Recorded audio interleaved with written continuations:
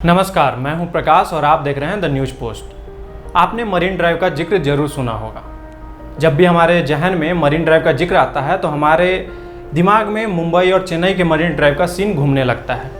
एक तरफ समुद्र तो दूसरी तरफ सड़क, क्या मनोरम दृश्य होता है वो। बिहार वासियों की भी मांग थी कि उनके राज्य में एक मरीन ड्राइव हो, तो बिहार वासियों के लिए खुशखबरी है, उनके राज्य में भी मरीन ड्राइव की शुरुआत हो चुकी है। देखिए एक खास रिपोर्ट। एक तरफ सड़क और दूसरी ओर गंगा नदी, दोनों के बीच में हरी घास की एक पट्टी। इस मरीन ड्राइव का नाम है लोकनायक जेपी गंगा एक्सप्रेसवे।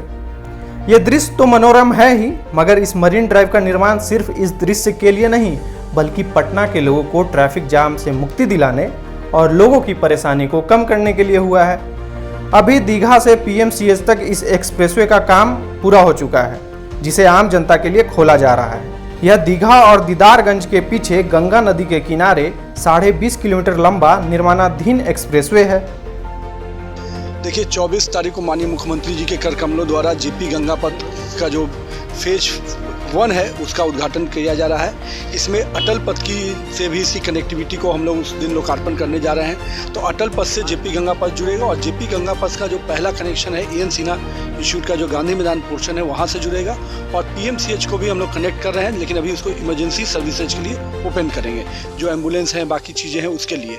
साथ ही साथ इसके अलावा मीठापुर का जो आरओबी है जो करबिहैया से जोड़ता है उसको भी 24 तारीख को माननीय मुख्यमंत्री जी उसका लोकार्पण करने जा रहे हैं। तो दो बहुत ही प्रतीक्षित योजना, खास करके जेपी गंगा पथ जिसको पिछले वर्ष हम लोग 2000 करोड़ रुपया की योजना देकर स्पीडअप किए थे, उसका पहला फेज हम लोग कंप्लीट करने जा रहे हैं। इस एक्सप्रेसवे के बन जाने से राजधानी पटना के अशोक राजपथ पर अब ट्रैफिक जाम से राहत तो मिलेगी ही, वहीं आपात स्थिति में पीएमसीएच तुरंत पहुंचने में भी आसानी होगी। इस एक्सप्रेसवे की कुल लागत 3390 करोड़ रुपए है, जिसका निर्माण हुडको और बिहार सरकार द्वारा संयुक्त रूप से 2 चरणों में किया जा रहा है। इसे पटना का पूर्वी पश्चिमी कॉरिडोर भी कहा जा रहा है। यह 4 लेन का कंट्रोल एक्सेस हाईवे है। इसकी कुल लंबाई 20.5 किलोमीटर है, जिसमें 14.5 किलोमीटर के करीब रूट एलिवेटेड है, वहीं 6 किलोमीटर के करीब रूट का निर्माण बांध के ऊपर किया गया है। यह पटना लोकनायक गंगा पथ अशोक राजपथ से 8 जगहों पर संपर्क पथ द्वारा जुड़ा हुआ है।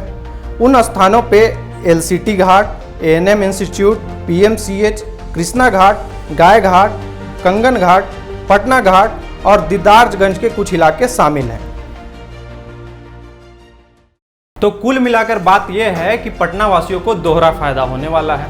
एक तो उन्हें मरीन ड्राइव का फ़ायदा मिलेगा, जिसका वो अपने वीकेंड पे या फ्री टाइम पे मज़ा उठा सकते हैं, वहीं दूसरी ओर पटना शहर को जाम से मुक्ति भी मिलेगी।